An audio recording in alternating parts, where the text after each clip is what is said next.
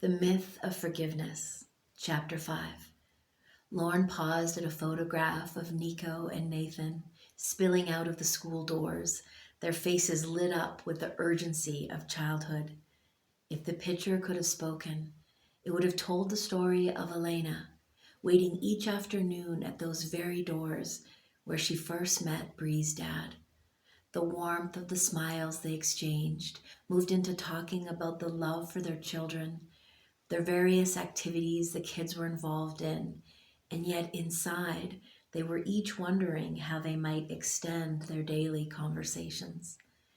There was this immediate, unspoken understanding between them, undertones of grief, sensitivity right at the surface, along with deep loneliness. Elena understood much more about this when David opened up about losing his wife to cancer a few years ago and what it was like to be a single father raising his daughter. Their friendship developed in this way for 7 months until Bree ended up in the hospital undergoing a series of tests, with her dad on the edge, fearing the worst. Elena was with him waiting on test results, bringing in a thermos of calming tea and muffins just to help pass the time. Elena sat beside David, their shoulders almost touching on the hard plastic chairs, watching him turn his cup in endless circles without drinking. 3 hours they'd been waiting for Bree's test results. 3 hours of Elena fighting the urge to reach for his hand.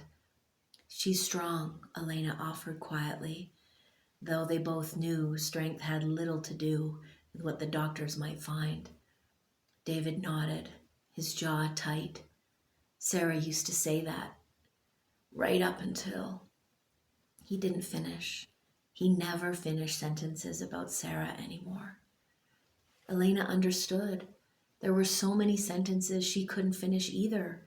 About Michael, about the life she had with him, the life that felt increasingly like a performance, about the way her heart had begun to beat differently in those 7 months since she started looking forward to school pickups, not just for her boys, but for the way he'd smile when he spotted her across the parking lot.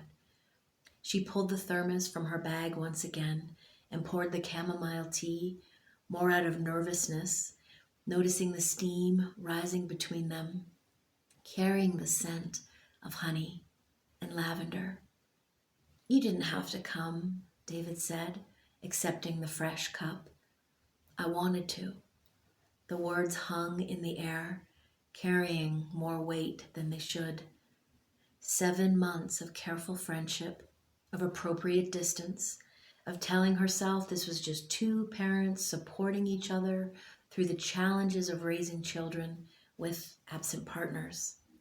7 months of pretending she didn't find excuses to linger in conversations, didn't go to bed thinking about what it might feel like to be held by someone who understood loss the way she was beginning to.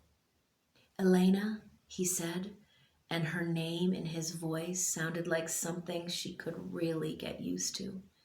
She should have looked away. She should have made some comment about the weather or about Bree's favorite foods to distract him, or done any of the 1,000 things a responsible mother and wife would do in that moment. Instead, she met his gaze and let him see everything she'd been hiding. The air between them was charged with the electricity of their connection. The moment was interrupted when Dr. Martinez emerged with Bree's test results.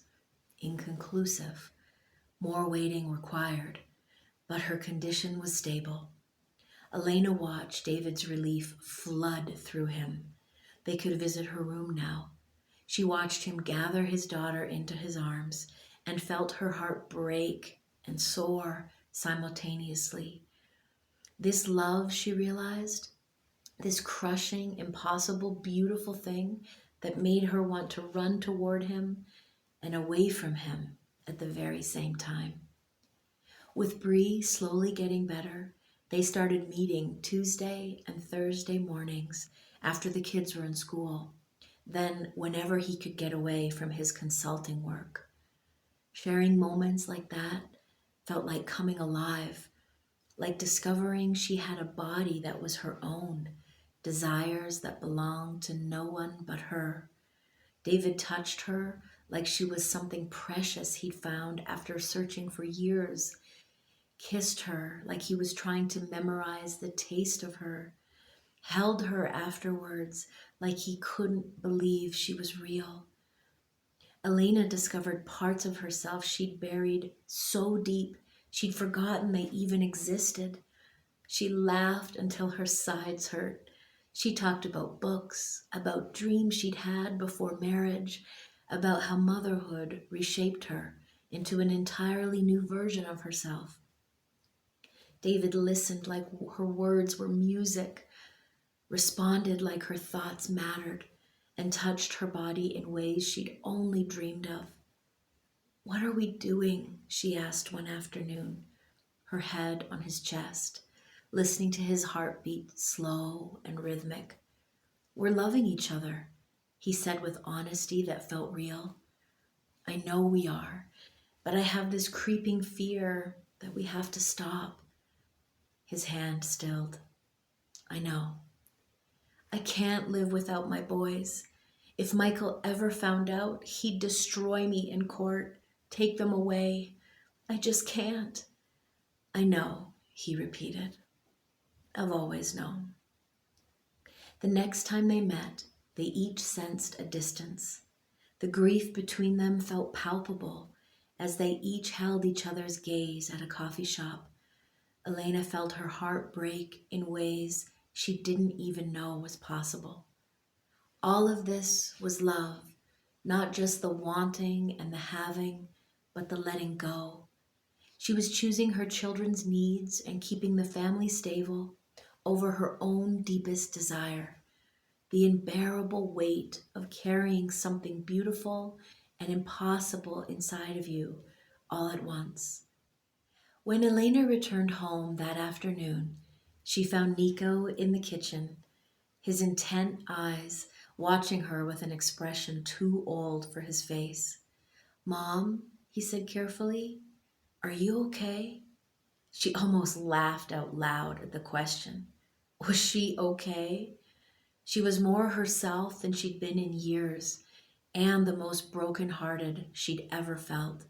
She was carrying a love that would have to live in silence, in the space between heartbeats, in stolen glances across a school parking lot that she'd somehow have to learn to make casual again. "I'm fine, sweetheart," she said, kissing his forehead, tasting the lie in her words. As boys, Nico and Nathan didn't know that their mom couldn't follow her heart, couldn't love who she truly chose.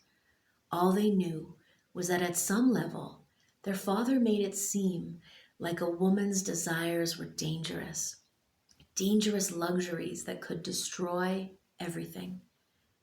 As she went through the motions of dinner preparation and homework supervision, Elena understood something her own mom had tried to teach her through silence, that sometimes love meant carrying the weight of what you couldn't have.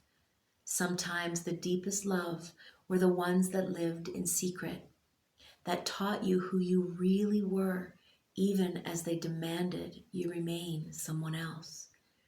She would hold David, the sound of her name in his voice, the way he'd made her feel alive, the depth of the love they shared into all her remaining days. She would carry it like her mother had carried whatever love she'd been forced to abandon, like her grandmother before her had carried the weight of desires deemed too dangerous for her to choose.